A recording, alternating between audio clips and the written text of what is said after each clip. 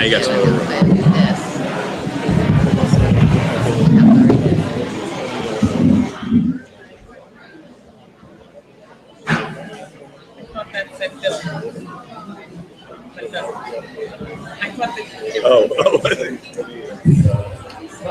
Okay, good evening, everyone. Good evening.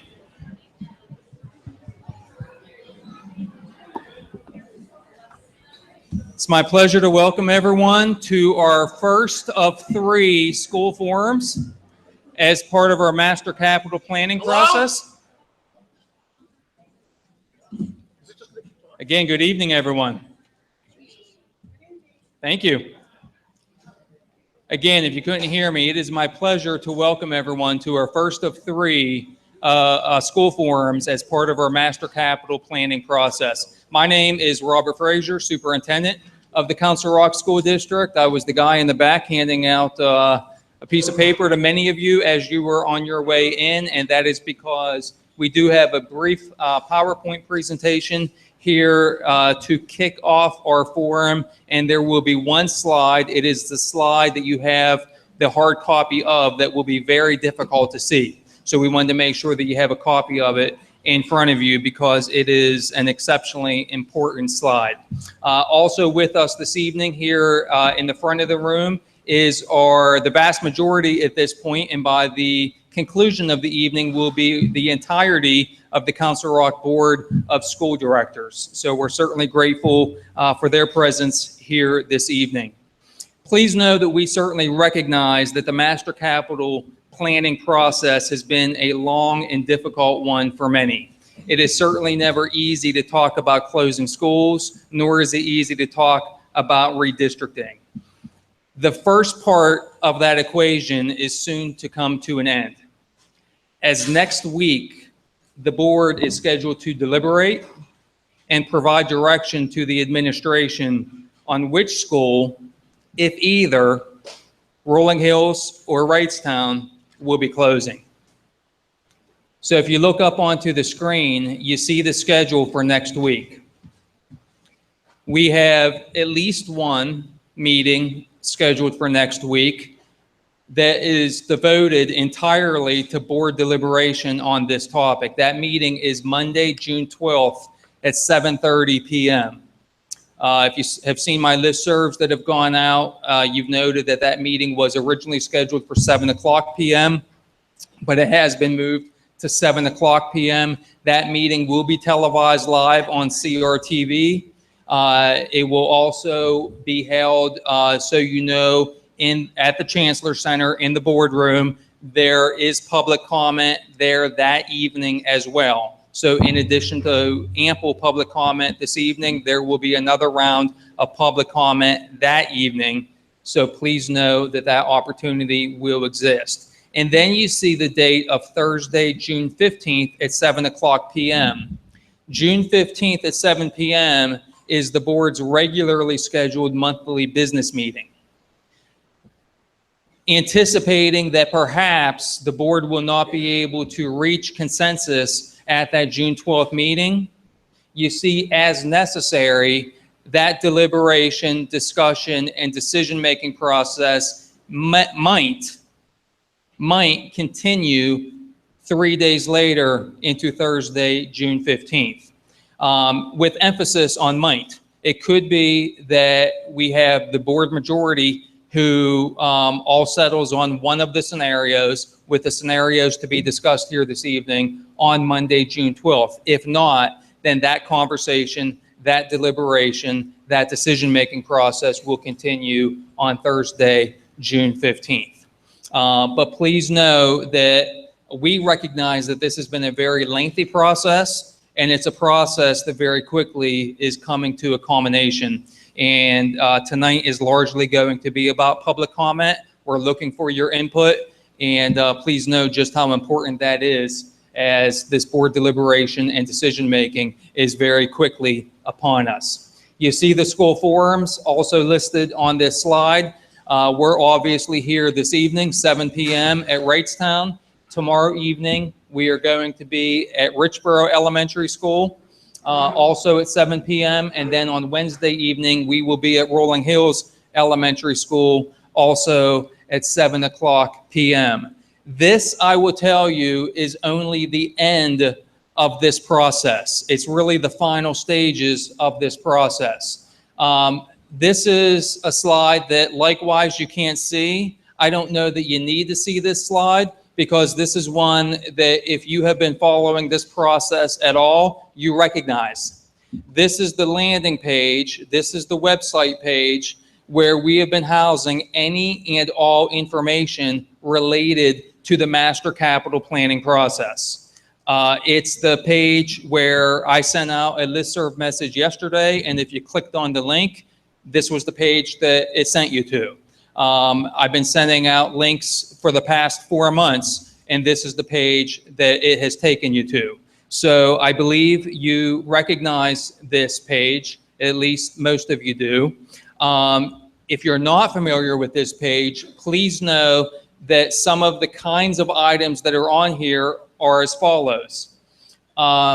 First of all, it gives you an archival history of the first 5 meetings that we have had through this master capital planning process, beginning with February 8th and going through the most recent meeting on May 22nd. Those are the 5 meetings that we've held leading up to these 3 school forums, leading into the 6th meeting that we're going to have this coming Monday on June 12th.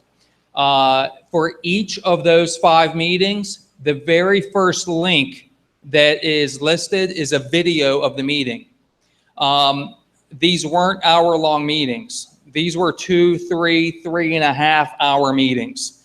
They were substantive meetings. They were informative meetings. Public comment was offered at each of those meetings. So please know that. So if you're looking to become more knowledgeable about it, well, exactly what has this process been, please know that those videos are all linked there. And then in addition to that, because you see a bunch of other links, what else is there? Just by way of example, there are enrollment projections on there. There's a document that lists each school's floor plan and then a list of each school's classroom, both capacity generating classrooms as well as non-capacity generating classrooms, school by school by school, so that everyone can understand in a very transparent way exactly what our school capacity is for each of our 10 elementary schools. There are, as you know from the link yesterday, conceptual redistricting scenarios. There's a document called estimated project costs. So as we talk about renovating schools, including this school potentially, as we talk about additions to schools, including this school potentially, what do those projects look like? What are those dollar amounts? What's the scope of those projects? All of that is detailed via one of these links up here. There's also a transportation analysis on there, which is very germane when you talk about closing a school. It's germane both here at Wrightstown because of distance, and it's also germane at Rolling Hills because of the number of students who walk at Rolling Hills. So that's just a handful of examples of the kinds of documents that are up here on this particular landing page for the master capital planning process.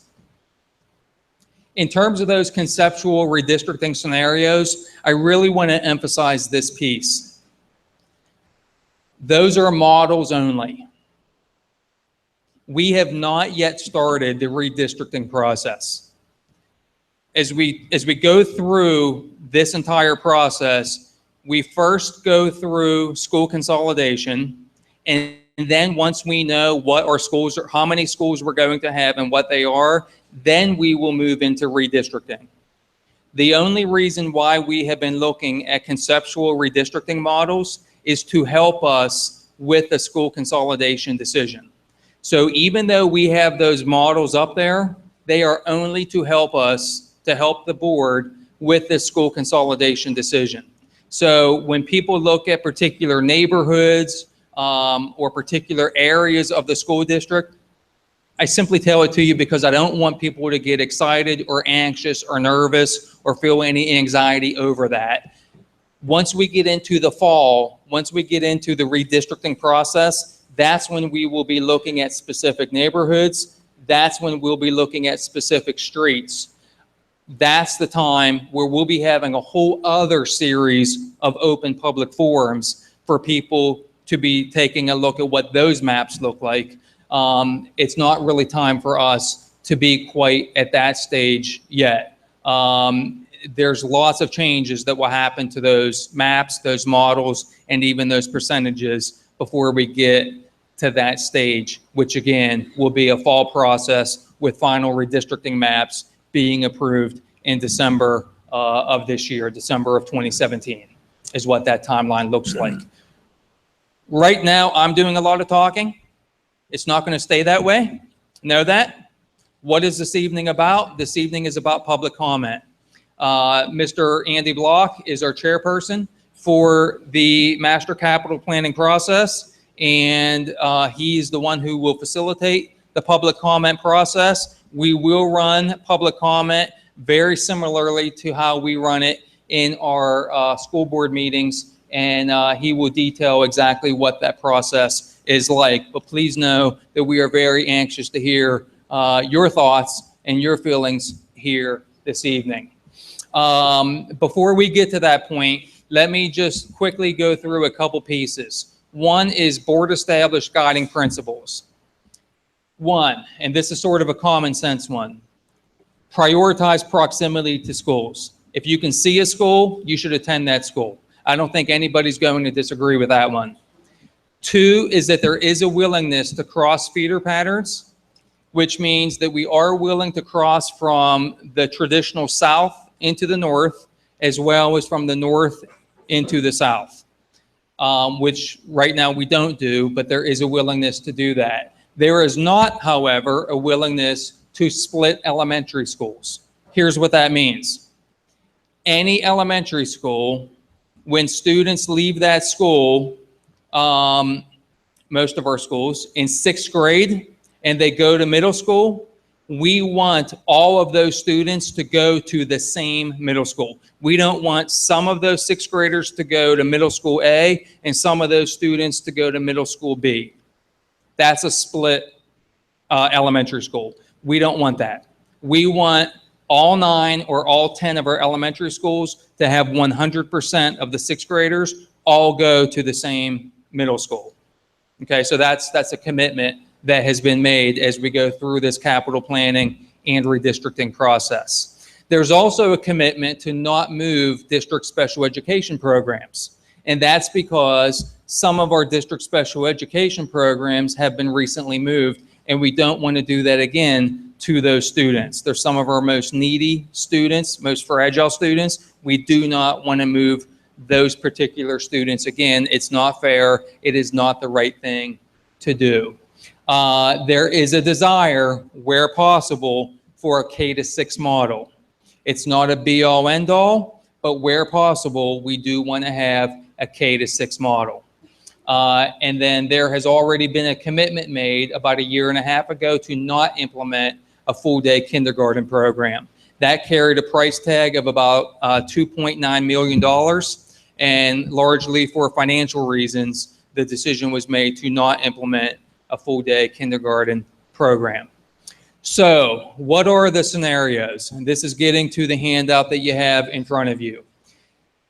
In total, we have had 8 different scenarios, and I'm going to run through these relatively quickly because I know that for the most part, we've been paying attention and we are familiar with these different scenarios. The first is status quo, meaning that all 10 schools stay open. 2 would be the closure of Wrightstown Elementary School and balance the population with the other 9 schools. 3rd would be the closure of Rolling Hills and balance the population with the other 9 schools. 4th would be the closure of Rolling Hills with a 5-classroom addition to Wrightstown. And what that would do is restore Wrightstown to a K-6 school. Number 5, the closure of Wrightstown with a 10-classroom addition to Hillcrest Elementary. Number 6, the closure of Rolling Hills with a 10 classroom addition to Richboro Elementary and a 5 classroom addition at Wrightstown, again restoring Wrightstown to a K-6 school. Number 7, and this is the only scenario where this is the case, number 7 would be the closure of both Rolling Hills and Wrightstown while building a 22 classroom school on the House tract, which of course sits in Wrightstown Township. And number 8, and this is a very recently added scenario, is the closure of Wrightstown with a 7 classroom addition of Rolling Hills. Okay, that's a lot to digest.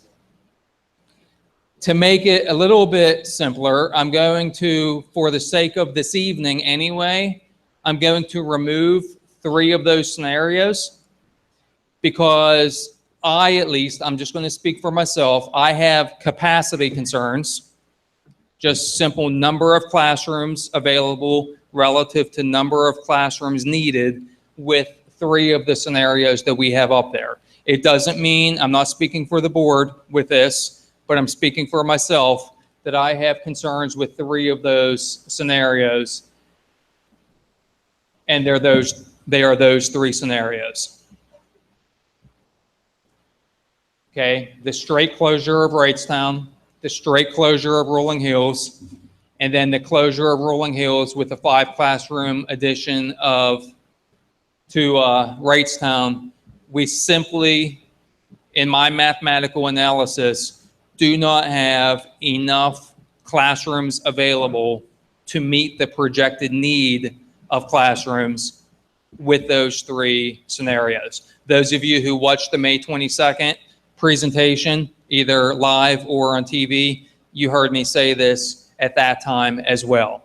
So we started with 8. This leaves us with 5. What you're holding are those 5 scenarios. And that leaves us with this. So it's a fairly complex matrix that you're holding. Making it somewhat easier is the color coding, red, yellow, green. Red meaning that we have some fairly unfavorable data in that particular cell. Green meaning that we have some fairly favorable data in that cell. Yellow, obviously somewhere in between.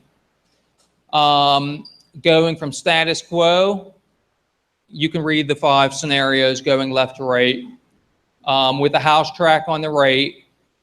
And then you have those categories going down the left-hand side. What I would start with is this, because this is a change from where this master capital planning conversation started. From a timing standpoint, status quo would be the 18-19 school year.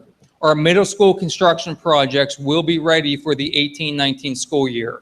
So we would align all redistricting in status quo for the 18-19 school year. As you look at the next 3 scenarios, which all call for additions, those all list the 2019-20 school year. The additions would not be ready until the 19-20 school year. So that means we would redistrict at the secondary level in 18-19 and would not redistrict at the elementary level until the 19-20 school year. And then the house tract option, you see that that says the 2021-22 school year. There's a possibility that we could hit the 2020-21 school year. Either way, it's a little bit further out because obviously we're building an entire new school. So that could be 21-22, it might be 2021. Either way, it's further out than any of the other options. The next 2 rows get into the finances of this. And this is where a lot of this then rests. Operating expenses, and these are annual operating expenses. Status quo, we don't save anything. And that's why it's in red. The closure of Wrightstown, that saves $565,000. Here again, it saves $565,000. And the closure of Rolling Hills saves $475,000. And the new school, where we're closing both but running a new school, saves $328,000. So that takes out a number of personnel. It adds back in some buses from the transportation analysis that we did, and that's where it nets out for each of the scenarios.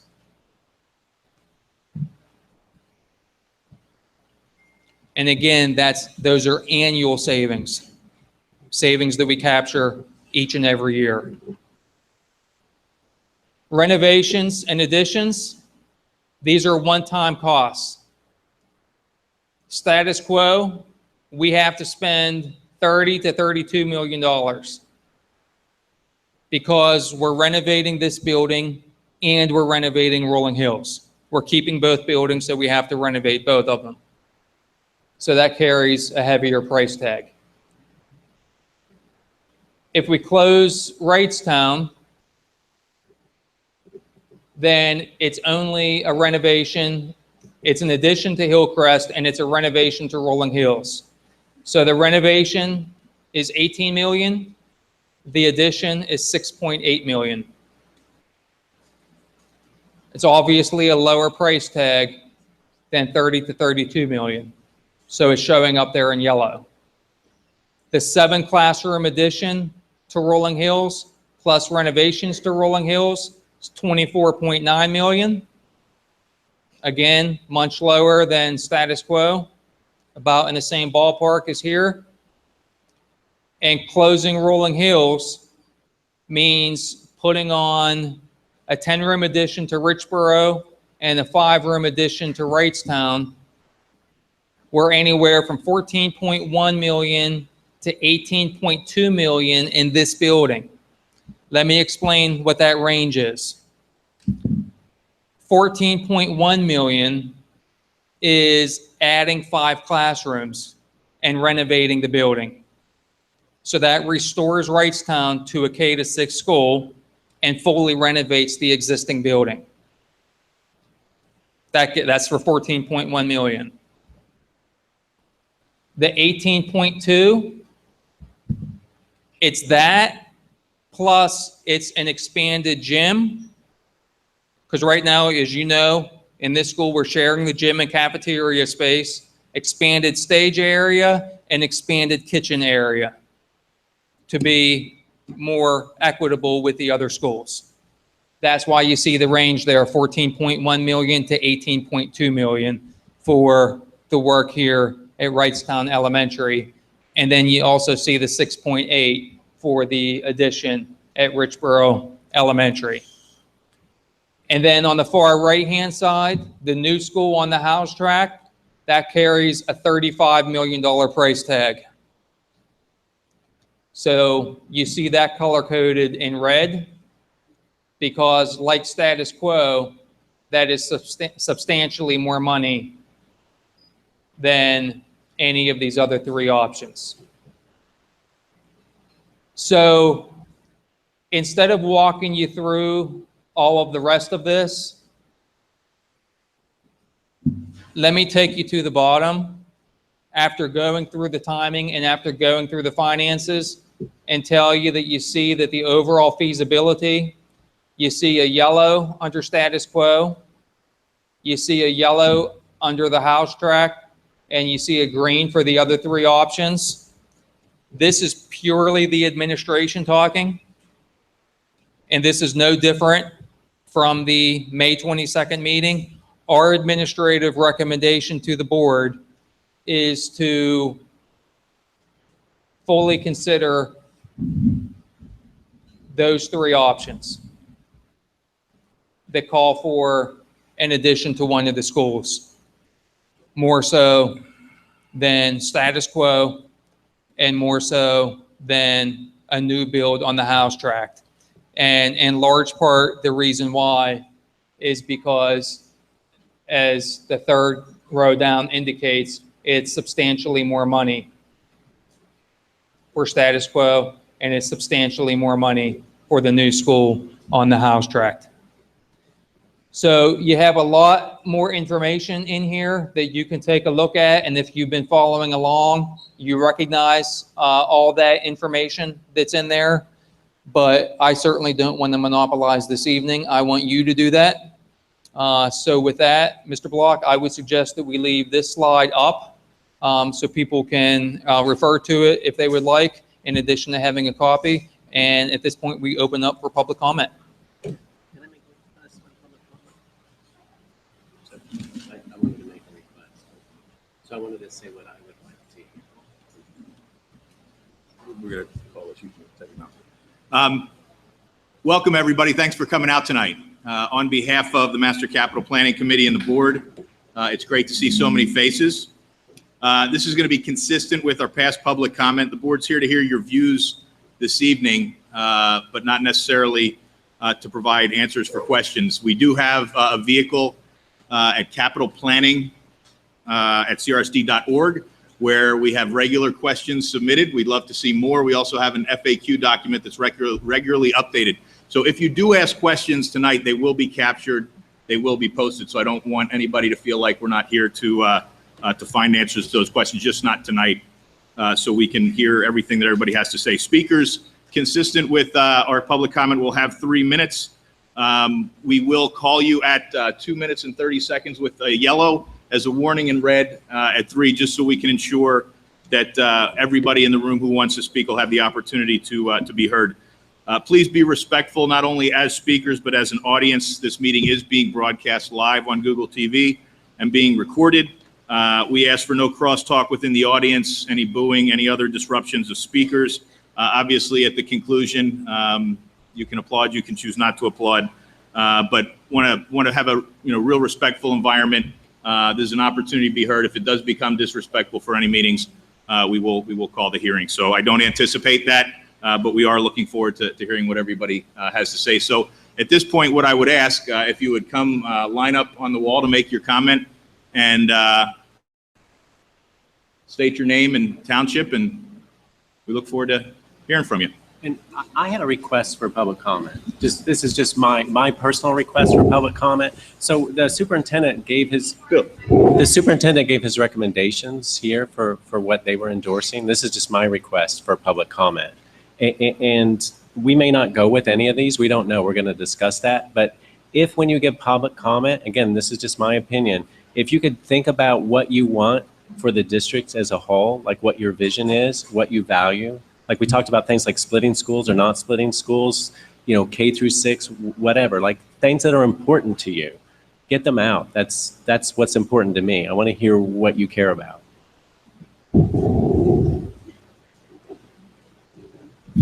Good evening. First of all, thank you for taking the time to listen to the residents of Wrightstown. I'm sorry, could you say your name?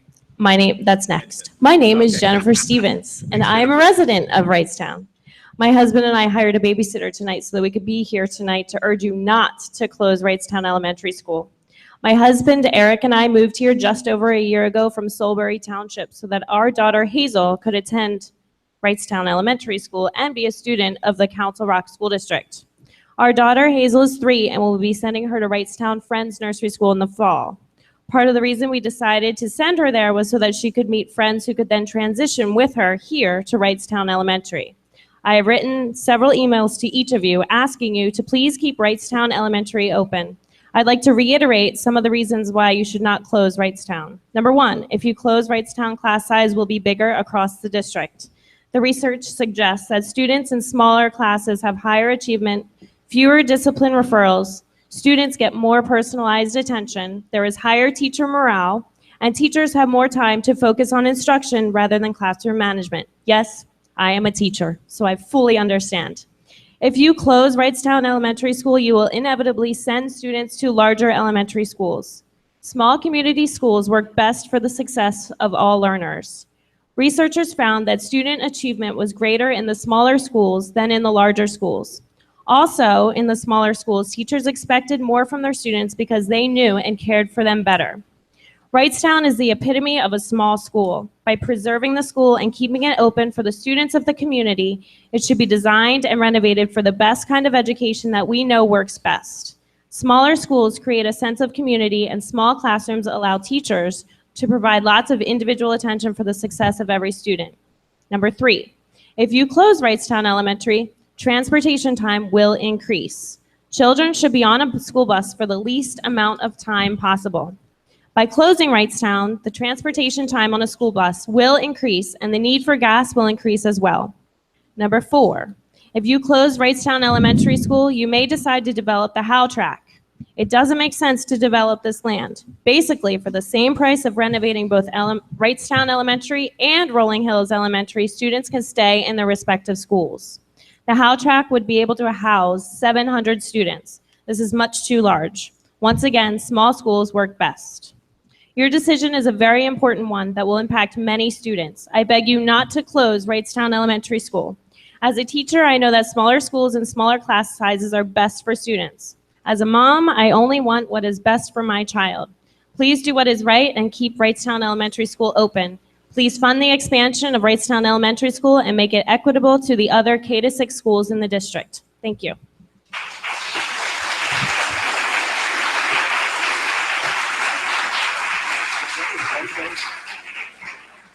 Thanks, Jennifer. Eric Stevens, Wrightstown, PA. First, I want to thank the school board for coming to Wrightstown Elementary School.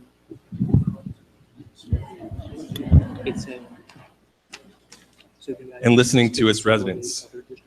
Now that you're here, you can see with your own eyes what a special place this school is. This building has stood the test of time. Now you can see that this building only needs to be renovated and to build additional classrooms. These are some of the benefits of renovating Wrightstown Elementary School. It is at least 2 years shorter in time to plan, renovate, and build new classrooms than it is to build a new mega elementary school on the Howes tract. All the infrastructure for an elementary school is already in place. This in itself is great savings of both time and money. Third reason, the most sustainable building is the one that's already built. These are some things that cannot be duplicated at a new mega elementary school. A new elementary school on the Howes tract cannot provide the sense of community that this school provides. Number 2, you cannot move the mosaics and the murals that are in this school. Number 3, you cannot move Wrightstown Village Library with a one-room schoolhouse attached to it that is right next door. Renovating and building additional classrooms onto Wrightstown Elementary School will be a service to this community, as opposed to the disservice you'll be doing by transplanting the students. Thank you. Thank you.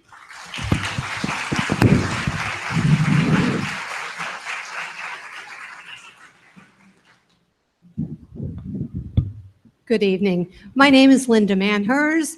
I haven't had a kid in this school for 17 years. It's looking great with the mural on the wall and the new drapes. What's important to me? Community. This is our community. And this is what's so important to Wrightstown that is not going to be on this piece of paper.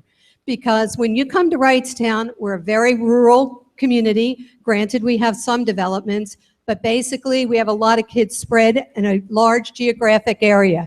And where is their focal point? What is the organizing concept, if you will, to our town? It is the elementary school. It is the place where young families meet people who aren't right next to them, but in the general area.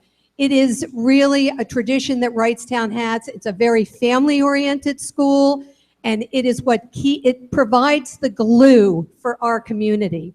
So it has little to do with cost, but everything to do with quality of life, quality of character, and essential to really building great kids.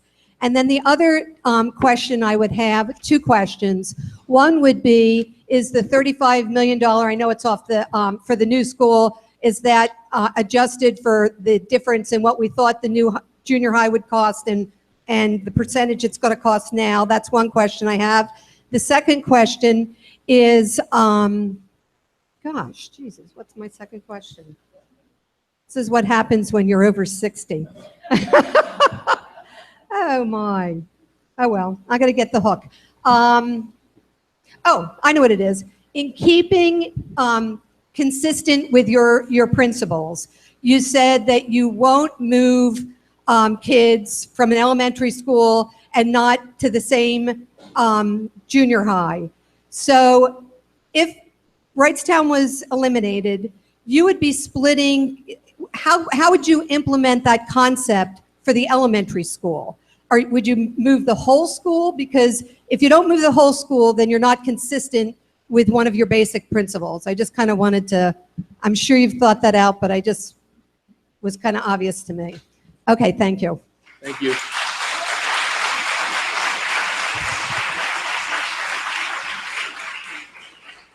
Hello, Jason Funk, Wrightstown Township. I too want to thank the board for coming out. It's greatly appreciated by the community. Approximately 3 years ago, I was at a board meeting where one of the board members stated that, I'm not quite quoting, but paraphrasing, that if we had the ability to add on to Wrightstown Elementary School, that would be a conversation worth having. Approximately 3 years later, we finally are starting to have that conversation. Even though approximately maybe a month or so after that meeting, it was obvious to the board that in fact you could add on to Wrightstown Townships or Wrightstown Elementary School. So I'm just curious as to why it's taken 3 years to get to a point that actually the administration shows they have more green lights to adding to Wrightstown Elementary School than any other option you're looking at there.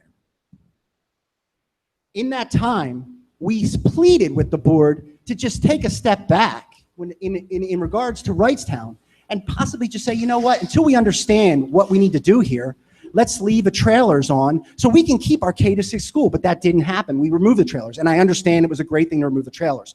But in that process, you also split families up. My 6-year-old daughter will now never go to school with her 10-year-old brother. And I'm telling you, that's heart-wrenching, not only to me, but to my children. This, I'm sure, has happened countless times to other individuals in this room and in this community. And to now see that it makes possibly the most sense to add on to this school when 3 years ago, we asked for it to be looked at, that it took this long to do that. And in closing, I don't know if I'm speaking for everyone here, but I feel this way, and I'm fairly certain that the majority of the community that loves this school feels this way. I'll save you the $4 million. We don't need a new gym here. What we want is our school. Thank you.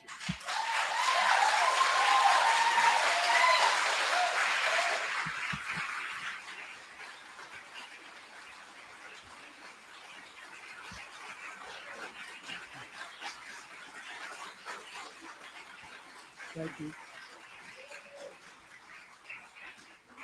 My name is Tim Donnie. I live here in Wrightstown. I spoke briefly at the last meeting about the changing demographics in Wrightstown, where the older established people, as they retire or pass, are replaced by younger families with children.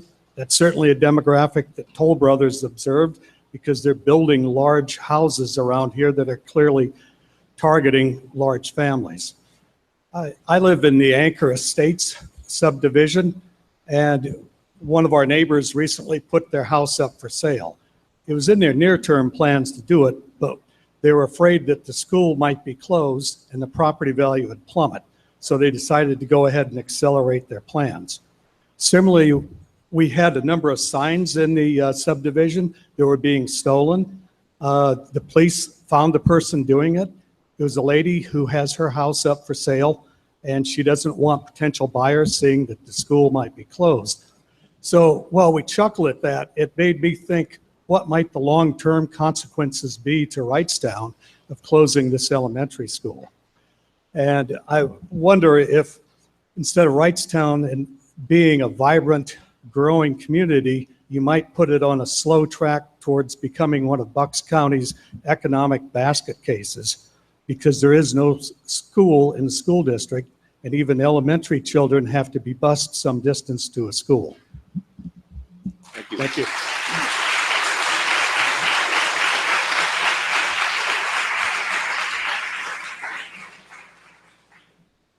I'm Jackie Donnie. My husband just spoke. I'm a mother, a grandmother, a great-grandmother. I'm speaking from my heart. There's no way, absolutely unequivocally, no way that my great-grandson will be, you don't have it on a graph, but last meeting, you estimated it would be 46 minutes. There's no way I'm going to have a 5-year-old spend 46 minutes one way and 46 minutes back for a half a day. It's absurd.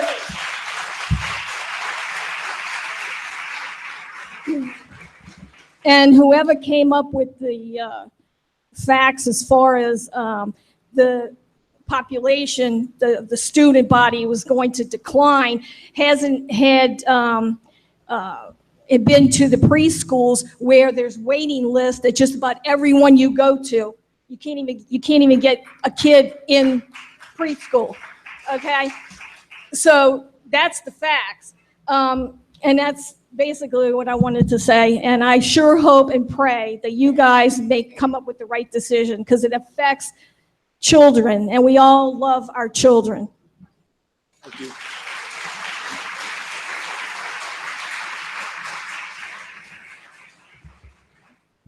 Ken Hone, I'm from Wrightstown Township. My kids have long passed coming from this school, and I'm proud to say that they did. Bigger does not mean better. Wrightstown Elementary meant that every student that came here could be what they wanted to be and had a realistic opportunity to do that. Every single family that I've been here, even when it was here and we had no air conditioning and it was sweating, not one of them over those decades would give that up to be moved into an air-conditioned rich borough or Middletown.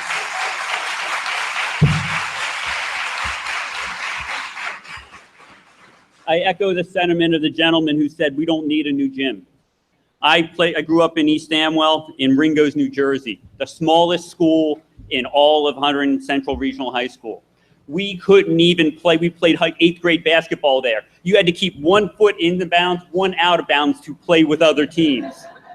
We didn't care. It was a badge of honor. And you know what that school did, that mighty little school? Every single year, with a class of 50, we competed with everyone else intellectually and academically.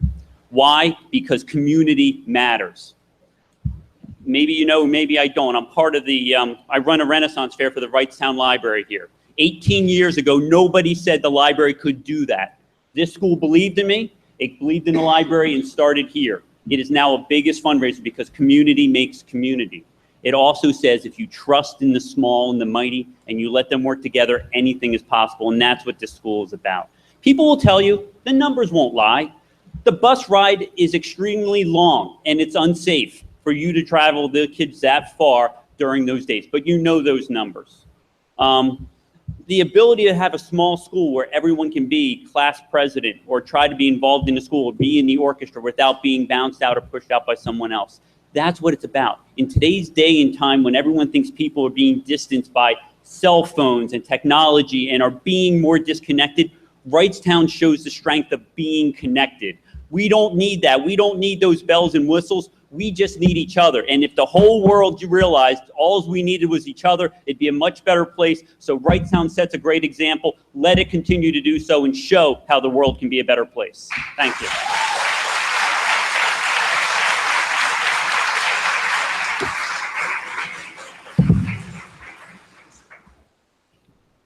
Scott McBurney, Wrightstown. So, Dr. Foster, to your point, I'll go with what I feel from the heart on this. To echo everybody else here, this is about community. This is about our school in our township and us coming together for this. Not to say that we can't do it outside of that, but this is the heart of our kids. And outside of that, we don't really have anything else here. We don't have recreation departments. We don't have any of those public facilities. And that's by design. We're like this because this is the way that this township wants to be. And we're happy with that. We just need our school. We also need this school on the north side of the district. It has been proven we need the classrooms here. I have an article, and I can forward to the board, that was posted in the Courier Times on May 25th. And this is data from the US Census Bureau, so this is a much more credible source than I feel that anybody else has credibility. On the north side of the district between 2010 and 2016, the north side of the district has seen an increase of 713 in population. The south has seen a drop of 283. Understood, not all 713 are students, and not all 283 are students in the south. However, when you have a population increase, that's adults. They bring children with them. So some percentage of that are kids. In addition to that, let's also understand currently with the way the economic situation is going, the district is in demand. When people move to a new area, whether it be from the city or from another state, they research the school district. When they're looking for a school district, they look for a good one. Council Rock is a great district, period. That means for every house sold, there's a higher percentage of school-age children coming into our district. That increases our population of school kids. That being said, I want to point out one thing that I have on the matrix up here. If you look at the fourth option of adding 10 rooms to Richboro Elementary and 5 to Wrightstown, we're saying in 1819, that's 5 additional rooms that we have spare capacity. And that's with putting 15 rooms extra into the district. On the third column, which is the new one that I haven't seen until tonight, we're showing closing Wrightstown, but only adding 7 rooms to Rolling Hills Elementary. Well, that's a difference of 8 classrooms. If you take that 8 or that 7 and take it out of that 15, that leaves you with a delta of -8. With only 5 spare rooms that are being quoted on option 4, that means option 3, you have 3 less classrooms than you need in that school year, and they're in their long location. They're in the south. You need the classrooms in the north. Thank you.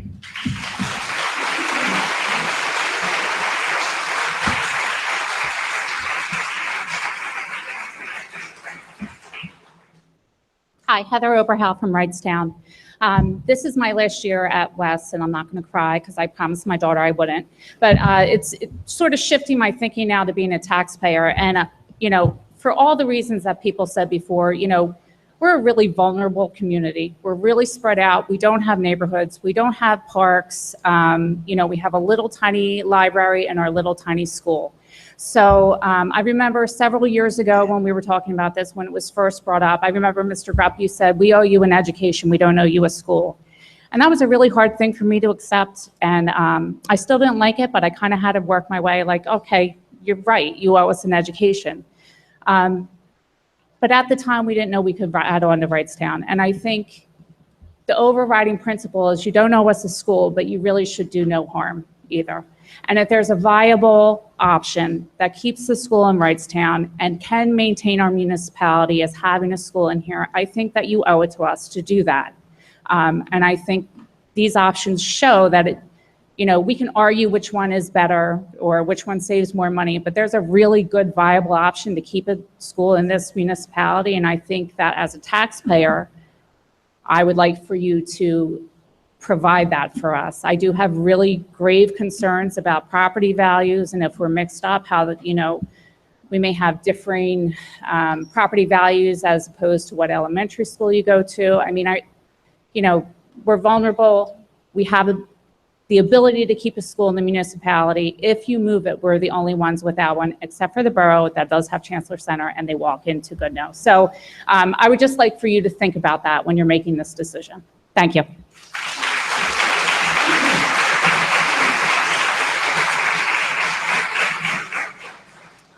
Good evening, I'm Jennifer Daniels, and I'm also a Wrightstown resident, and I very much appreciate the in-depth analysis the board has been going through with all of this. I'd like to make 2 points. The first, reacting to what I see as a very numbers-based presentation, and as a taxpayer, on the one hand, I very much appreciate that. However, I do have grave concerns about the property values and what it may do to us here in Wrightstown Township. Beyond the hypothetical, I had a college friend who is relocating to this area from DC, was very excited about buying a home in Wrightstown Township until he heard the school might close and his child might have to take a bus to a school 3 away from the one that he initially saw. He has since decided to buy a home in Upper Makefield instead, precisely because of this elementary district. And I fear that for all of us taxpayers, that will potentially have a very negative impact on our ability to transfer and sell our homes. Number one. Moving away, though, from the number side, I get to the other defining hallmarks of the Council Rock education, which is that it is a holistic approach and that it considers not only the academic well-being, but also that the social and emotional well-being of students is critical to their excelling in the academic arena.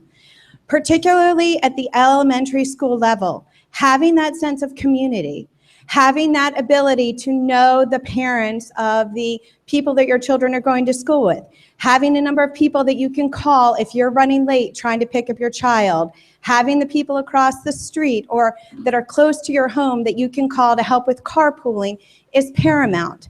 And when we as Wrightstown are split among 3 or 4 different elementary schools, if this one is closed, that narrowly limits that set of options of who you can call because we'll be the furthest distance for everyone else in that school. And I have grave concerns about that. This is our heart of our community, and when if you fracture this by closing the school, we won't have that same sense of community that is vital to our children and vital to having them find friends that they can ride their bike to, not have to go 15 minutes away and always be dependent on mom and dad with a car. Realize you said, Dr. Frazier, that the redistrictings were hypothetical at this point in time. But if you close Wrightstown, they're going to have to be redistricted somewhere, and it looks like a lot of splitting any way you look at it. And that's of grave concern to me when I think about my children and how they've developed, and that this community, the ability to call on people in this room when I needed help, when my mother passed, when I, as a single mom during the week, couldn't get my kids to and from practice, it's the people in this room who helped do the babysitting, who helped with all of that. And we wouldn't have that without this beautiful, wonderful Wrightstown community.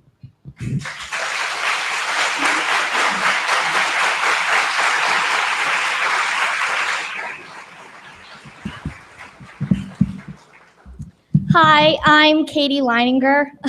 I just finished my first year of college and I attended Wrightstown kindergarten through 6th grade. I wasn't planning on saying anything, but hearing all these people talk made me feel like I really just wanted to reiterate to all of you how special Wrightstown is to all of the parents, obviously, and all of the students who attended it.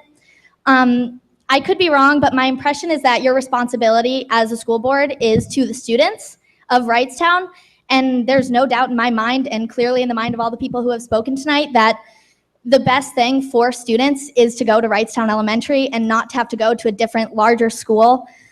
Wrightstown being so small made all of its students feel special. It taught us how to be individuals and that we were important and that we didn't have to try to fit in or do whatever. And right now, I think it's a really tough time for kids growing up. And I think Wrightstown is so instrumental in making kids believe in themselves and know that they're special and loved and important. And I think right now that's probably more important than ever. And the last thing I'd say is going on to middle school and high school and meeting all the other kids from the different elementary schools, it was very clear that other students were jealous of me that I got to go to Wrightstown. They didn't care that we had a small gym or a small cafeteria. It was the community and the friendships that I made here with teachers and students alike that everyone else envied. And I think to take that away from future students is really unfair. Thank you.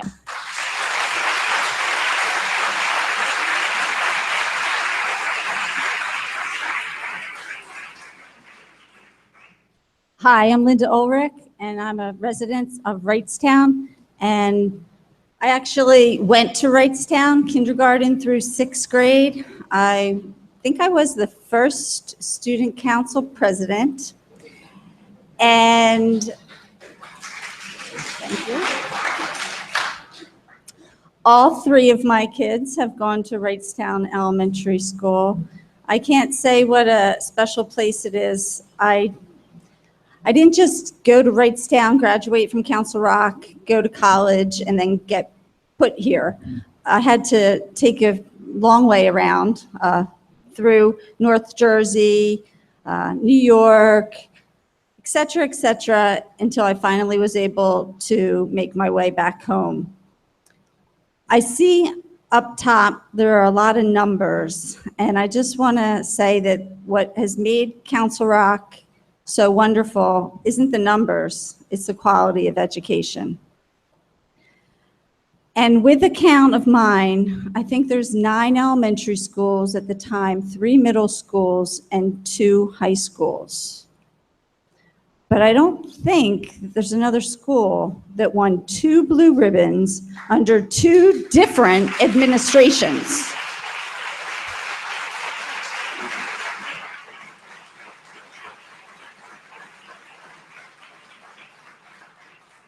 That's quality education. Please don't shut your most highly qualified elementary school.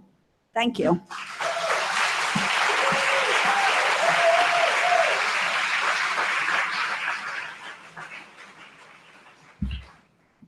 Hi, my name is Kristen Marcel. I'm also a resident of Wrightstown, and I just wanted to thank you for coming to our school tonight. A lot of people within the community have been asking questions and they're not sure what's going on, and I think that this really helped. I'm sure it'll also help in Richboro and Rolling Hills, and so I just wanted to thank everyone for taking the time to be here and for the community for coming out. I think it's a really important event, and a lot of great points were made up, so I'm not going to repeat everything. But I did just want to mention that to what Jason Funk had said. You know, we have, by the time next year we're sending our next set of kids to Newtown Elementary, there are over 200 children that have already basically been redistricted.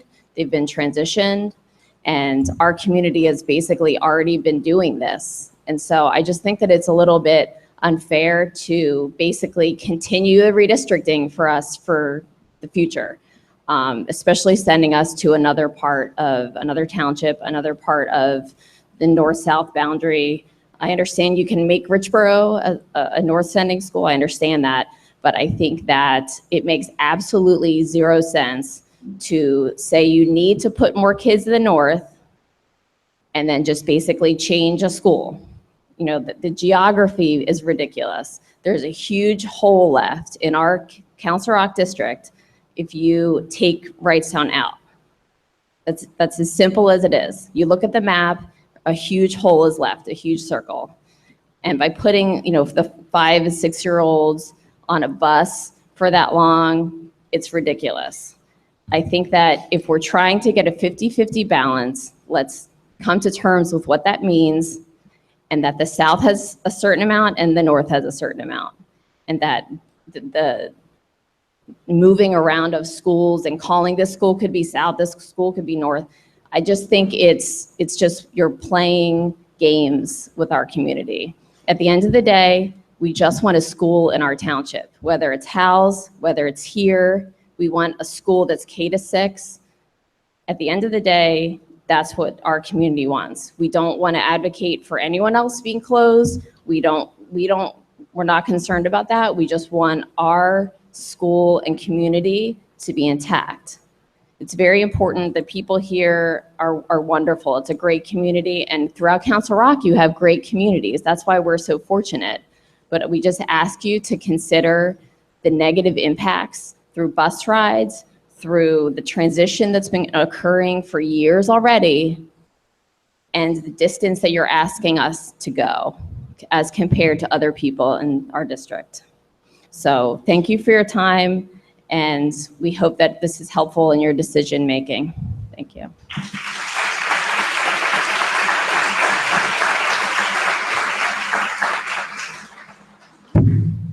Hi, my name is Jennifer Tavani. Thank you to the school board for being here to listen to our concerns and vent a little. And thank you to the community for showing your support and how much we absolutely love Wrightstown Elementary. My comments are twofold. One from a data-driven, you know, when I see this, I see we've got a piece of property sitting here that has value.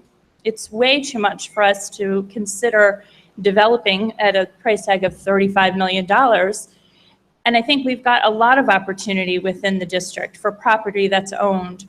I know it was presented to the board in the past about selling the property that the middle school was on because it had so much value, and using one of the other tracts that's owned. The value from the property in the middle school could fund some of these projects we're looking at. So, you know, the numbers and everything, that's great, and we can, you know, dissect it all we want. But I think that maybe we're not looking at all of the opportunity. So we've got this property, it has value to it. What are we doing with it? You know, maybe we can sell it off and use it to fund some of these other projects. The other is that I have a second grader here at Wrightstown. I myself went to Richboro Elementary School way back, dating myself. I survived. We had no air conditioning. It was very outdated. I have a 19-year-old who went to school at Katy, and the group of friends that came out of this school is so close-knit. They all still stick together, stay together, and it says a lot for a school.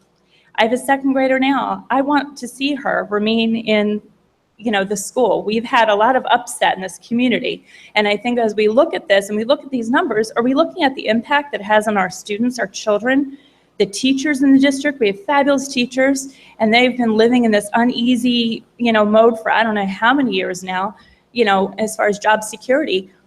Who's looking at that? Who's looking at just how important it is to these children to stay in the community and to stay in their community school?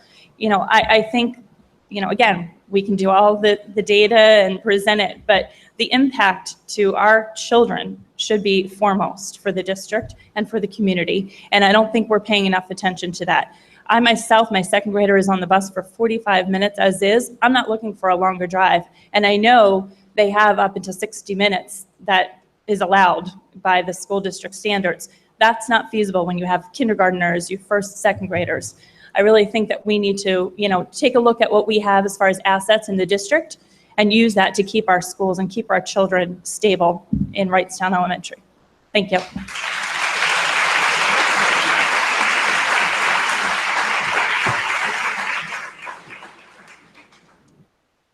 Hi, my name is Holly Springle. My two kids graduated from Wrightstown in 2001 and 2002.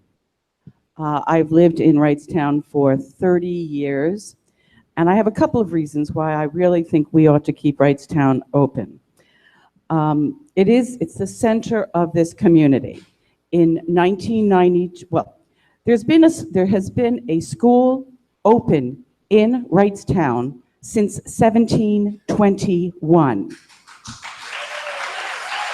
We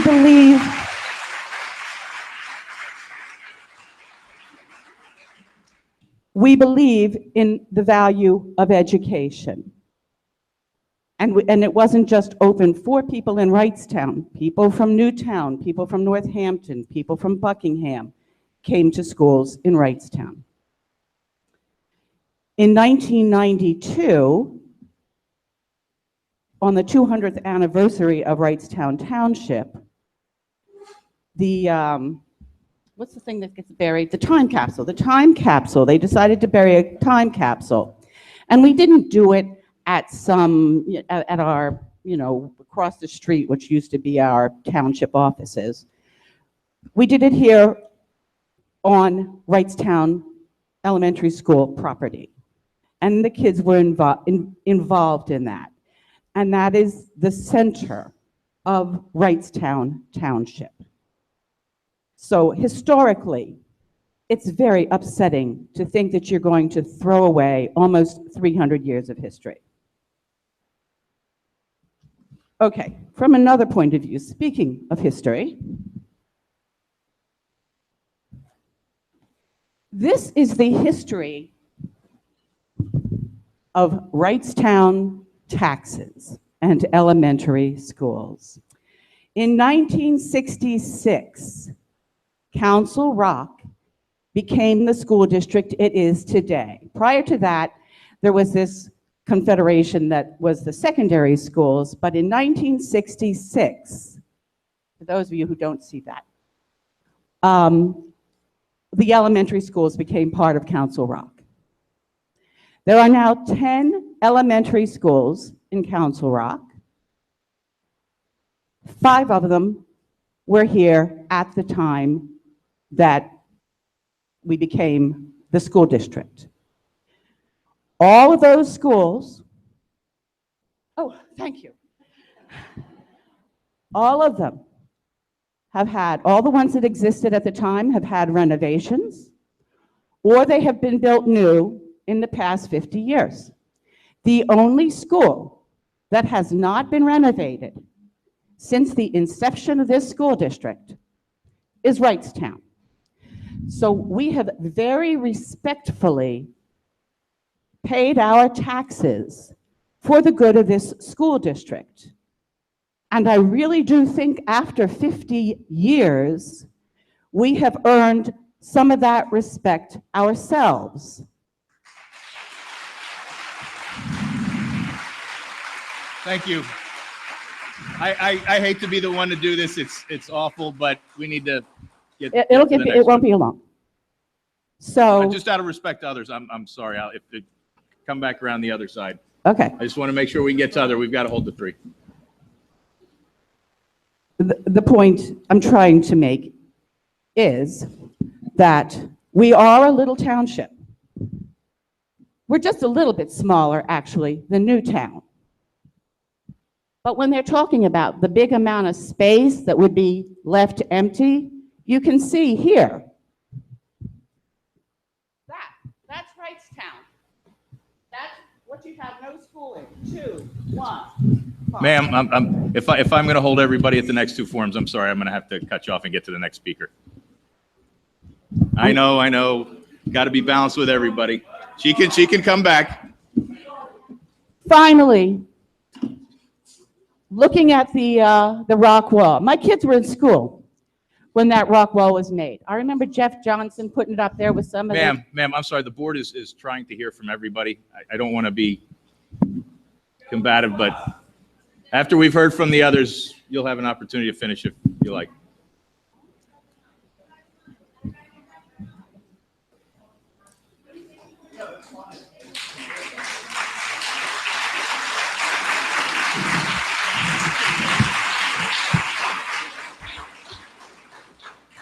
Jane Magny, Wrightstown Township.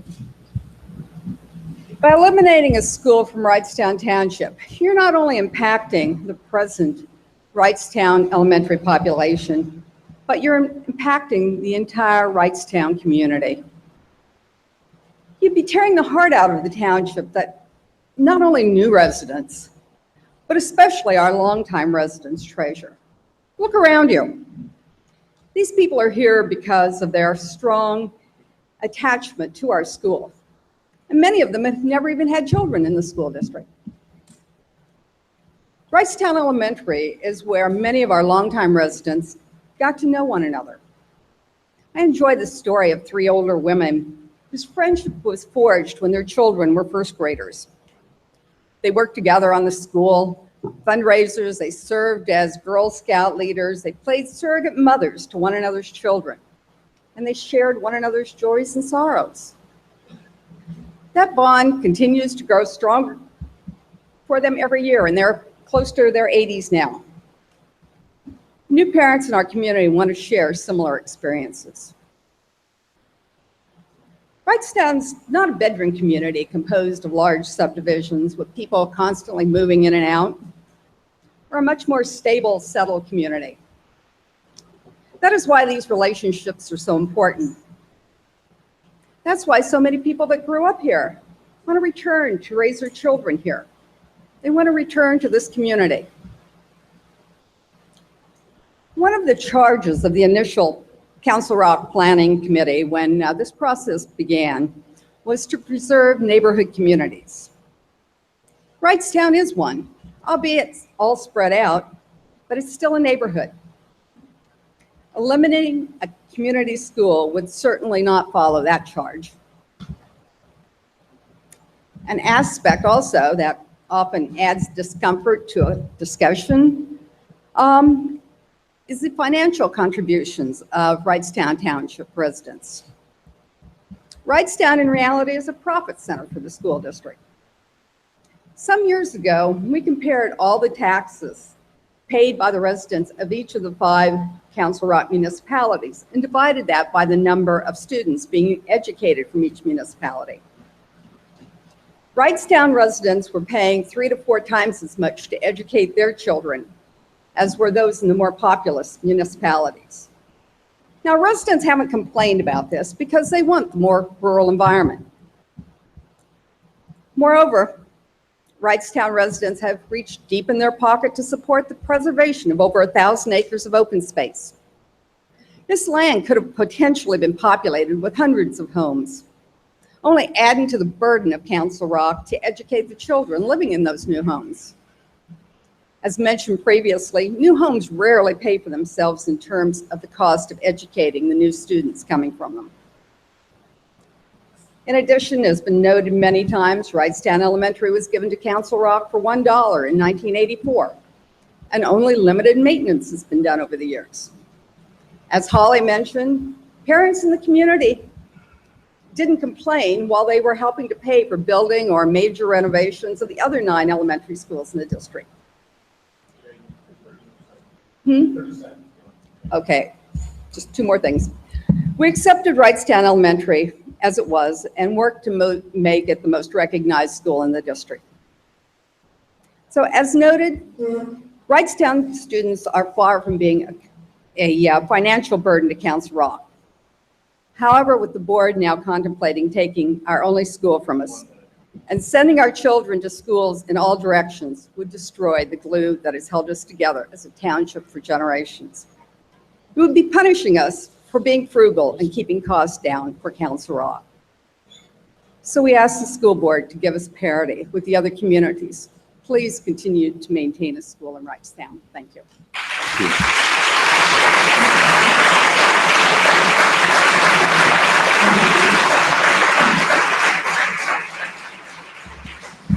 Folks, again, I want to please ask you to hold it to 3 minutes. If you go over a little bit, we'll be a little bit flexible, but no more. All right, just out of respect to others. Ladies Got a and lot gentlemen, of folks to hear. Jerry, it's okay. Just so you're aware, we have 3 nights of this. So we have 3 nights to sit through. My personal intention is to sit here as long as, Jerry, let's. My intention is to sit here and listen to each person for the 3 minutes that they have and to respect that. I'm not, so every time someone wants to talk longer, that's someone else who doesn't speak. And when we start to go through people who speak a second time, I will be upfront about it. Please let the people who haven't spoken yet speak, because I'm not going to sit through the second time because I can't, it means we would be here for how long? How Jerry, long Jerry, would we be to listen to people again and Let's get again? on to the comment, Jerry.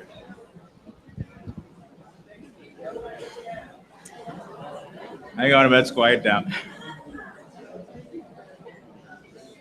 Hi, my name is Jennifer Fansteel with Wrightstown Township, and I just wanted to get up and, give my thoughts. I am one of the parents that have been affected by the removal of the trailers. I have a 6th grader at Newtown and a 3rd grader here. And I don't want to speak that Wrightstown is an incredible school, and I love it, but I also really enjoy Newtown Elementary. My daughter's had a great education there. I don't think, for me, it's so much about Wrightstown is better than other schools, but what Wrightstown does have is a community, and we need this community. And also, I also really feel like our students and our families have already been treated unfairly in that move of taking 5th and 6th graders to another school.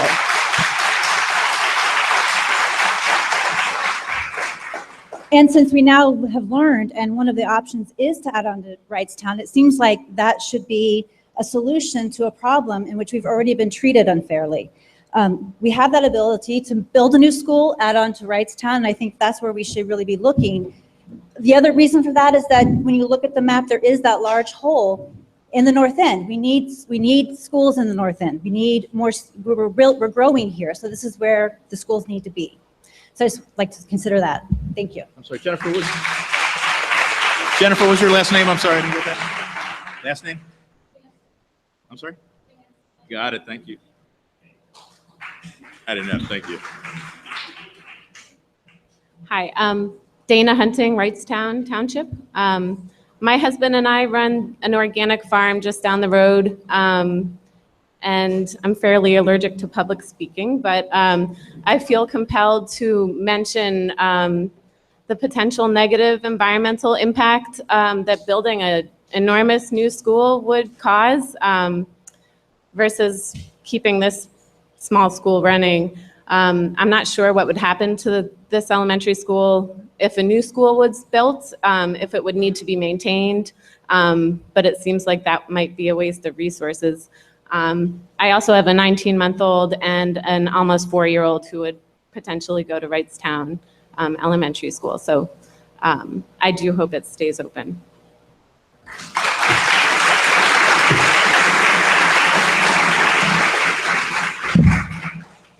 Hi, I'm Jeff Troy.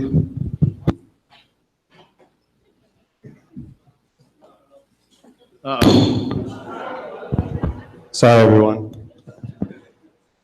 Yeah, oh, it's taped. Okay. So I'll just lean forward like everyone else. I did not have plans to speak tonight, but you say you always regret the things you don't do more than the things you do. So I'm going to embarrass myself and try it. So we were affected. We have 4 children in Council Rock. We now have our children in 3 different schools because of the split. We have twins in Newtown Elementary. Our 8-year-old goes here, and then a daughter in the middle school heading to the high school. We moved here for one reason, and it's for Wrightstown Elementary School.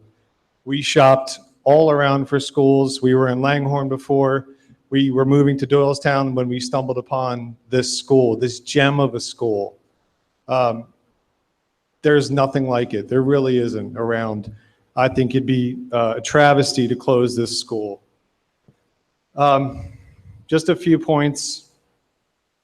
You know, when you think about other elementary schools, being the only thing in this township, the only school in this township, getting rid of this school really does cut the heart out of this town. And you've heard people say it, but it's really important to hear that. This is the heart of an entire town. When people say, I'm from Wrightstown, where are you? Well, I'm near the elementary school. Oh, where? I'm from Wrightstown. Oh, it's great. We have this great elementary school.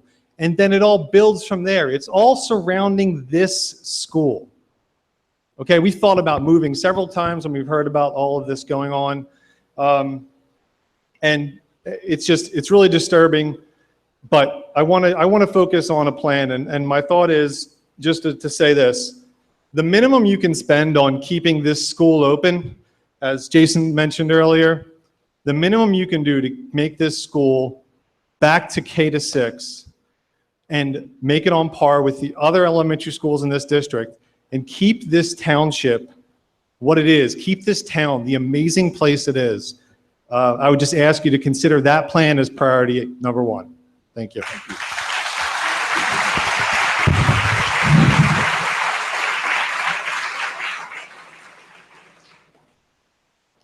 Hi, I'm Trevor Reeder. I live in Newtown Township, but our children are slated to be to come here.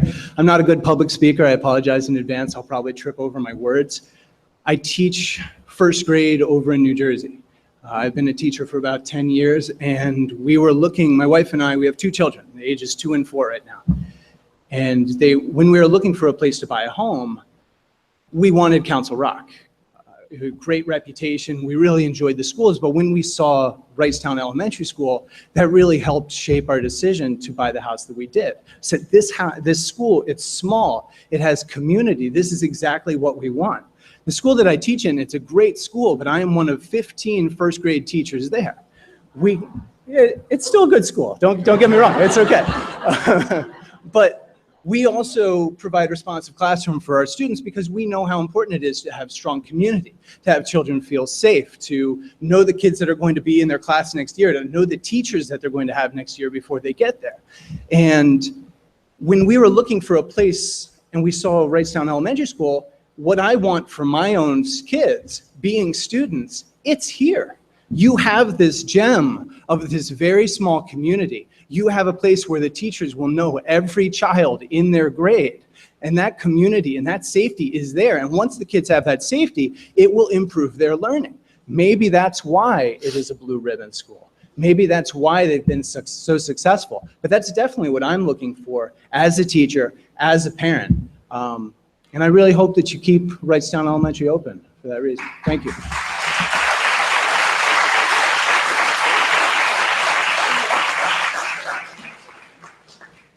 Mike Hoy, Wrightstown Township.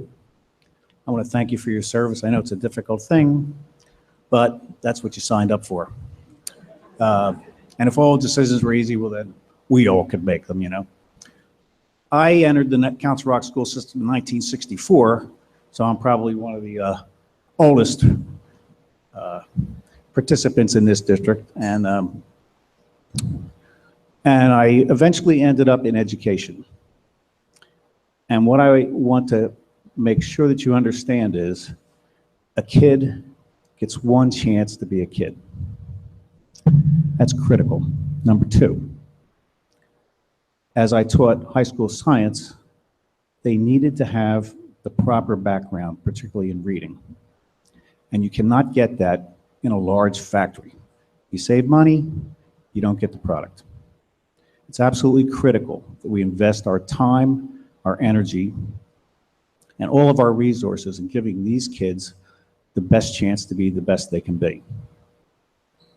And if nothing else, just for some of the younger members of this, just think about who's going to be their doctor. It's going to be those kids that come through our district and make a difference in everybody's life. You need to keep small elementary schools. Is it a few bucks? I have not had a child in school for 23 years. And I've been paying my taxes faithfully, and I'm happy to do it. We might call it paying forward, and it's something that we need to do as a society. Thank you for your time and for your consideration.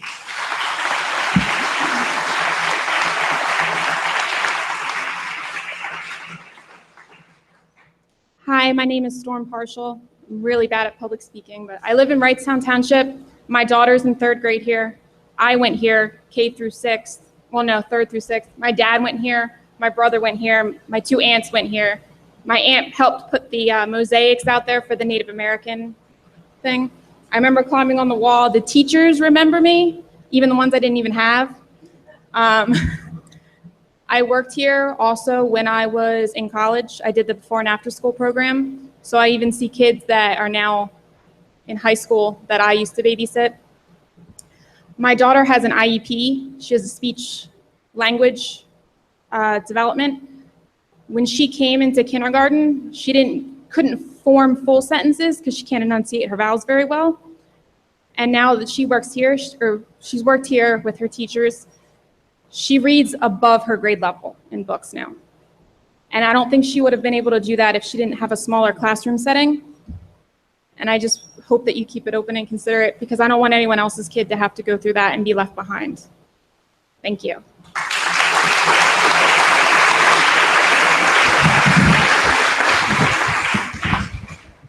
Hi, my name's Tiffany Karcher. I don't do public speaking, but my boys asked me to speak up, so here I am. I want to add to the community aspect. A vital part of elementary education is the school community, and a vital part of school community is gathering outside of school. Play dates, weekend hangs. The thought of closing Wrightstown and redistricting us, there could be classmates that are 20 plus minutes from each other. The thought of driving my son 20 minutes to a play date that lasts, maybe an hour at this age, that's not going to happen. Our kids need play dates with their classmates. Keep them together, keep them close. Thank you.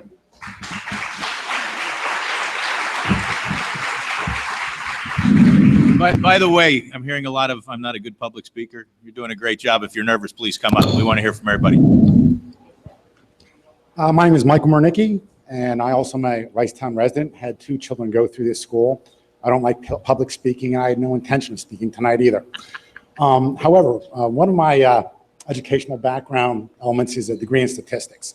So whoever put this slide together, I have to thank them, because I think it absolutely, unequivocally captures the price of the renovations under consideration.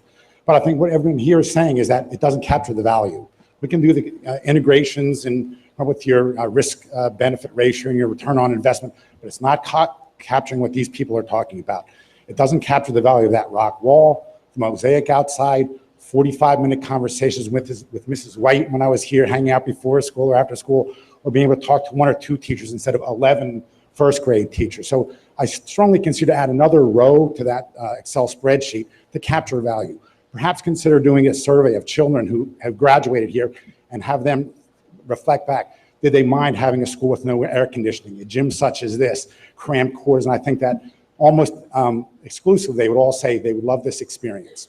One other point I'll add is that I know that you guys have to make a decision in the next 2 to 3 weeks, but I would invite you to think, 10 years, 15 years down the road, when you're as old as some of the folks you have been around, and think back and say you had an opportunity to protect something that was really special, that was valuable to a community, that you have people rising up like this, but instead you made a decision to send the kids in this community to a very large, mechanized, vanilla block school with hundreds and hundreds of kids. When you have an opportunity today or in the next couple of weeks to make that decision, and when 10, 15 years look back and say, you know what, we made the right decision that was based on value and not price.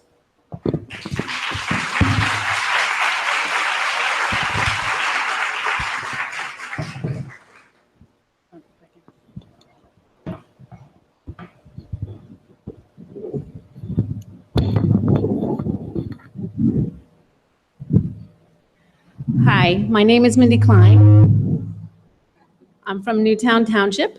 I did arrive late, so I apologize if this is repetitive information. I'm here to support keeping Wrightstown Elementary School open, but for a somewhat different reason. I am currently living in the Goodnoe Island, and for that, my children will be redistricted no matter what. If this happens on schedule, it will happen when the time I have a child entering high school, a child entering middle school, and a 6th grader. The reason I come here today and have been quiet at some of the board meetings is up until the most recent meetings, the majority of information we've received regarding the Goodnoe Island is putting it into a contiguous school, which is Newtown Elementary, which would have continued us to be North feeders, to go to Newtown Middle School and remain at North. With the closing of Wrightstown Elementary, that could redistrict us to Rolling Hills. There are 2 scenarios currently proposed where it redistricts us to Rolling Hills, which puts us in the south. For children who can see their school, who can walk to their school, who can bike to their school, they should go to their school. So I am back here after some silence at other board meetings just to put that back out regarding the Goodnoe Island. That well understood that nothing surrounding it goes to Goodnoe, and we have to go somewhere. But to continue to keep us as a North feeder for the development would be much appreciated, and certainly to be grandfathered in if that's ever a possibility where you do make it a South feeder. But I'm here to support keeping Wrightstown open because it does help other areas of the district as well. Thank you.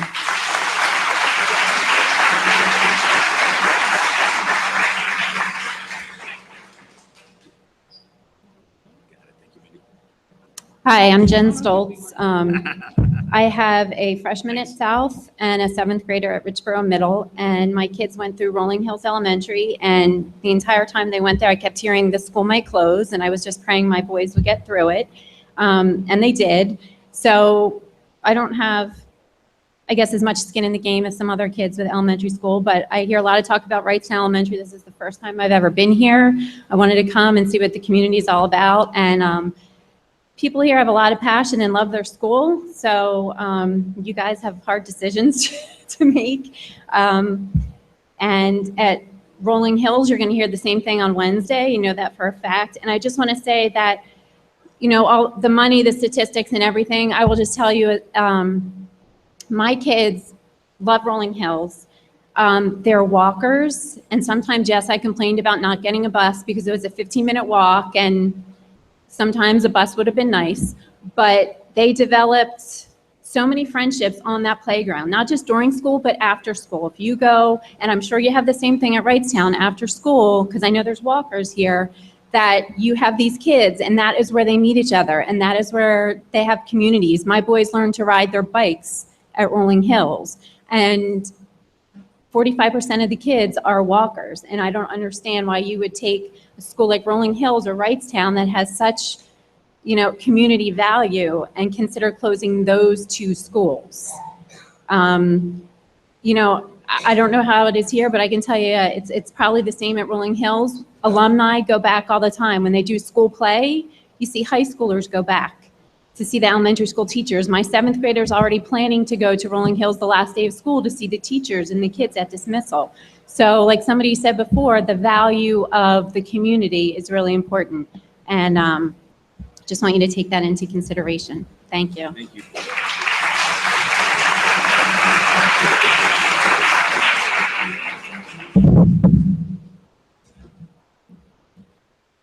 My name's Craig Leeser. I remember when the meetings started and the rumors started way back many years ago. I can't believe we're still talking about it. There was a time when you mentioned, and it came up, that there's a possibility that 2 grades would have to get removed from Wrightstown. And we just said to just close the school. Why would you want to remove our kids and separate our kids and do that to our families? It's not right. You don't do it to the other schools, so why us? So it always comes down to money, and then you look at the chart, and that even favors us too. And then if you speak about money, well then people have brought up charts and have brought up figures and the taxes. Well, it's not equitable then. So why close the school? And there were other things that were brought up too. So if you do close the school, will there be a blue ribbon school mentioning on the website anymore? Because then you won't have a blue ribbon school and maybe not get one.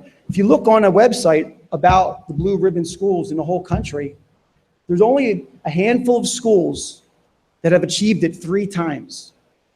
So Wrightstown is the only chance to be in a very select, elite group of schools that could possibly achieve this. The other schools can't because they don't have 1. So how can they get 3? And there's more than that. There were other things that were brought up at other meetings, and I'd like to mention, because our new superintendent probably didn't hear them, that maybe we don't need 5 classrooms here. Maybe only 4. Because there's a computer room here that's just way too large. There's wasted space. Even though the school's small, it's still space that's being wasted. There's other schools that unfortunately rank higher than Council Rock, and they're not that far away from us, and they don't have a computer room. They have a lab that travels on a cart. So it's not needed. That whole room's not even needed. That room, they could travel to the classroom. That would be more efficient. The kids wouldn't have to get up and move, would they? So you'd save time. They'd learn more. And who uses a computer like that anymore anyway? So it makes no sense. And that was brought up. So you could even save more money than what you have there now, and only leans things more to keeping Wrightstown open. So I think you need to keep it open. I don't see why you wouldn't keep it open. And there's really, I've heard mentioning of it's a hard decision, but I don't think it's a hard decision. So I hope you make the right decision, and it's the easy decision. So, thanks.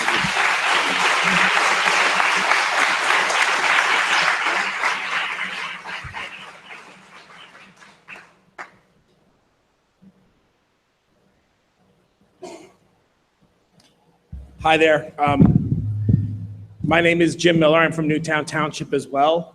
I've been just kind of biding my time to let all of you Wrightstown folks have your say before distracting the conversation. I'm also in the Newtown Crossing area. We know we're getting redistricted no matter what. It kind of seems like we're in the outlier a community. That's what our neighborhood is apparently. Anyways, Dr. Frazier start out by saying that we're really not looking at specific neighborhoods, but there really are 2 specific neighborhoods that are very key to this decision, and they are Newtown Crossing, and I'm sorry I don't know the name of the neighborhood that's over in Holland that's also islanded. But going through the numbers this evening, I just kind of want to reiterate what my neighbor said earlier up here, which is that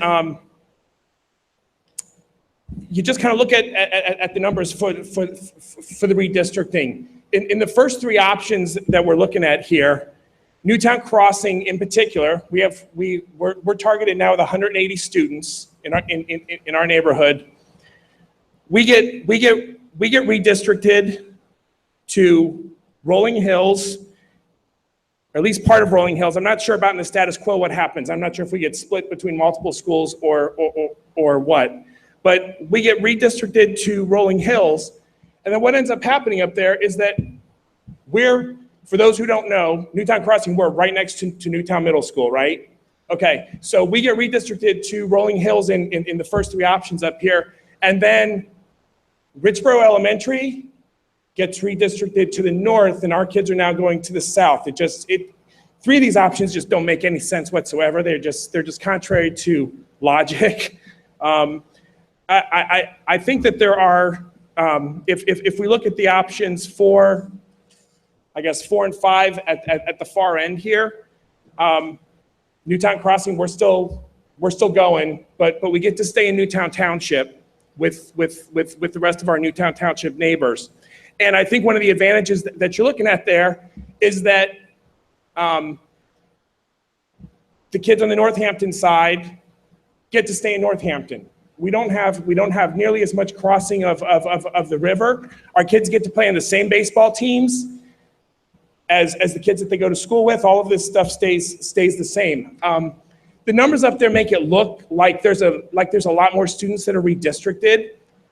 But just looking at the numbers, it's really getting down into a lot of nitty gritty, 32 students from here and there and stuff. And I have to believe that we can work hard to make those numbers better for those options. So not quite so many students have to get moved.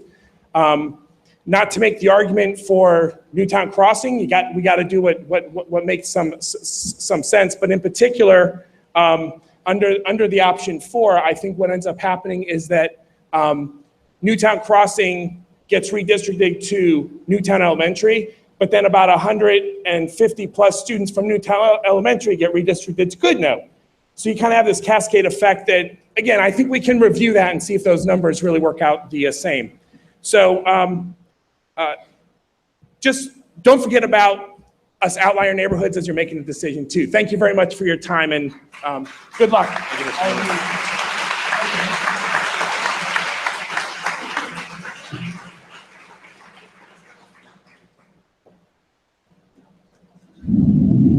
Are there any other speakers before we? I think Jason's the big close. I think Jason's the big close. Are there any other folks that would like to take the mic?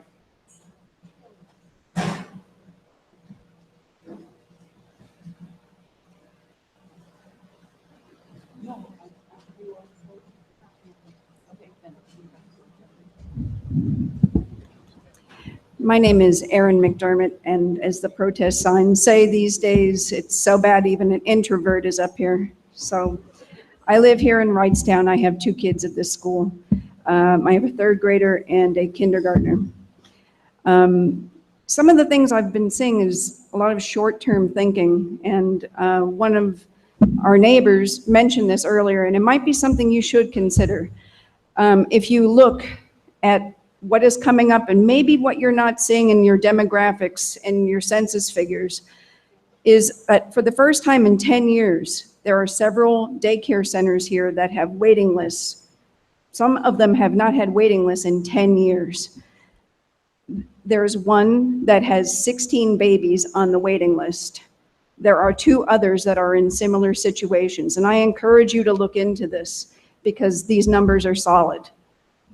Number 2, I have a 3rd grader here, and I know that your numbers and your scenarios for busing and where lines will be drawn are just scenarios. But the way this is going to work, she will be going to 4 different schools in 4 years. She will be here, she will be at Newtown Elementary, she will be at Richboro Elementary before she gets to Newtown Middle, if these lines are really for real. And I encourage you to very strongly to look at that, because no child should have to do that. I don't think we would like to change school boards every year, because we know what kind of chaos we would see here in our district. My third point also, these average numbers for your bus rides are, I can't see how that's actually true. And I really have to question the veracity of them. And I hope that when my kids do have to get on the bus, they do pick up Ricardo Montalban and Hervé Villachez on the way, because they are going to Fantasy Island with these figures. Thank you.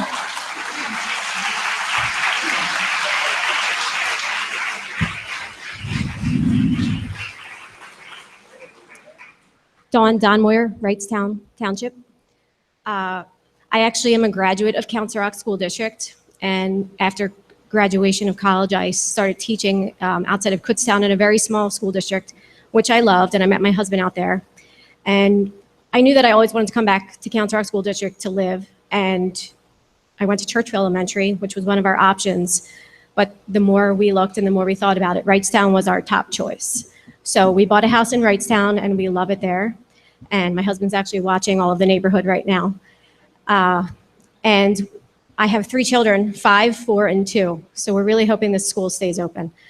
As a teacher, I know the value of a small school. I'm currently working in a school that is being closed. So I know how tough that is on the teachers and the community members. So I'm hoping that in the scenarios that you've presented, ideally you can keep all schools open and figure out a way to do that. And I know that from the last meeting that I went to, with the scenarios to keep Wrightstown open, you included the renovation of the gym and the cafeteria, and I know other people spoke about this, and I think it was Mr. Taylor who talked about it being about $250,000 per classroom. So if we added about 5 classrooms here, it would be about 1.25 million. I think we can bring these numbers down to get that status quo scenario for both Rolling Hills and Wrightstown. Although I am speaking for Wrightstown, I see the value of that community school as well. That's all I need to say. Thanks.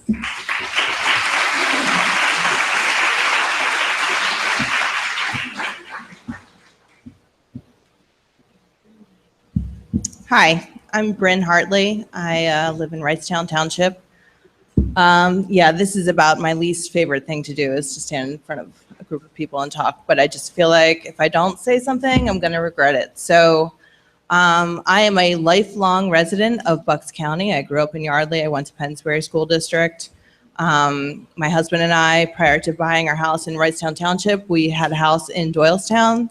And we opted to move to Wrightstown Township. And one of our primary reasons was Wrightstown Elementary School. When we moved to our school, I was 3 weeks from my due date to give birth to my son, who is now in 1st grade. And I have a daughter who is about to turn 3 years old. Both of my parents are retired school teachers, elementary school teachers from surrounding districts. And when I said I was moving to Wrightstown Township and my kids were gonna, my future kids were gonna attend Wrightstown Elementary, my parents joked and said, the teachers in our faculty rooms at our school districts always used to joke and say, they must be cheating at Wrightstown Elementary because their scores are so good. What are they doing at Wrightstown Elementary to make their scores so good? I am a scientist. I'm a data-driven person. The Sundance study lacks credibility at a most basic level because there are no citations throughout this study. It is not reproducible. A high school student, if they were to submit a report of the same quality and lacking in the same basic details, they would probably get, I don't know if they would pass. I think the teachers would probably question that study, and we are making $1 million decisions on the lowest bid of this population and whatever study that Sundance did. And so I have some issues with this study, as I think a lot of people do who look at it. The person earlier who cited the US Census data as being a reliable source of data. I feel like that jives more with what I see as a lifelong resident of Bucks County. This area is growing, and the north of Council Rock is growing. I remember when I used to be able to ride my bike to dirt roads. Those dirt roads don't exist anymore. I don't know that there's a dirt road in this district.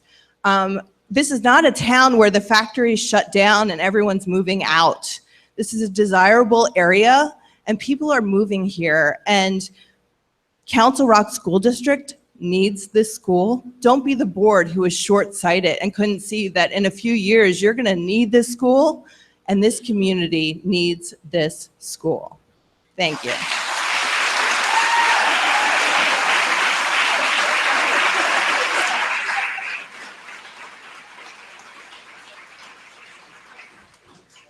Is there anyone else? Okay, we'll call these last two then. Holly Springle again. Anyway, in addition to history and taxes, ultimately, this needs to be about the kids.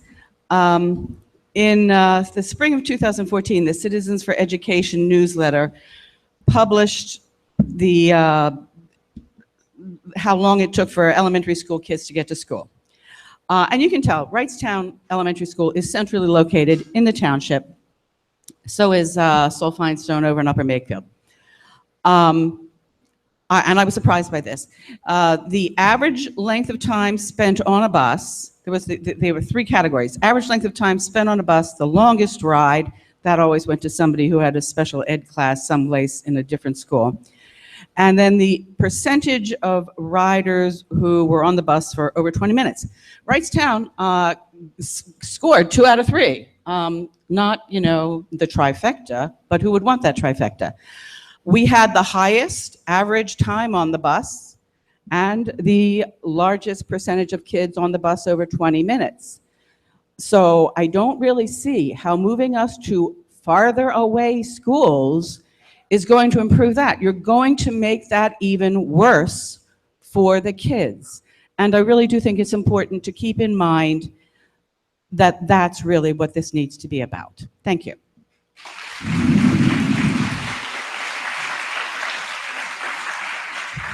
Hello. Holly, thank you for being patient.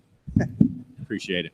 Once again, Jason Fung from Wrightstown. And Andy, I don't know if this is going to be a big finish necessarily, so I apologize to the board and the community. So I haven't tested my hypothesis, so I could fall flat on my face here.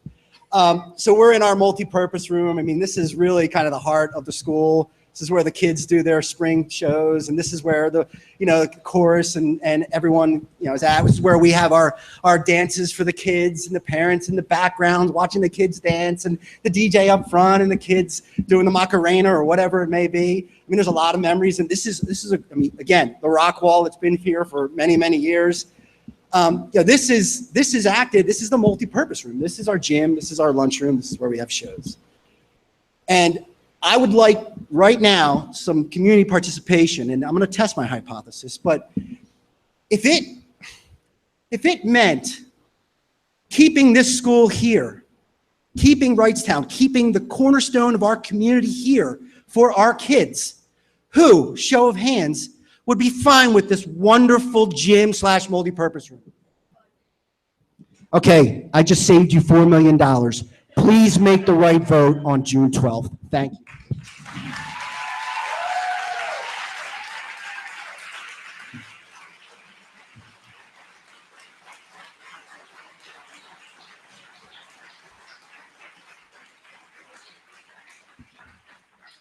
That was a big finish. I just want to make a quick comment. Number one, thanks for everybody for coming out. We appreciate hearing from the community. I can speak for me, but I would assume my peers feel the same. Nobody wants to close a school. This is gut-wrenching work. It's certainly no fun. A lot of good points made tonight that were not wasted on any of us, and we look forward to continued input.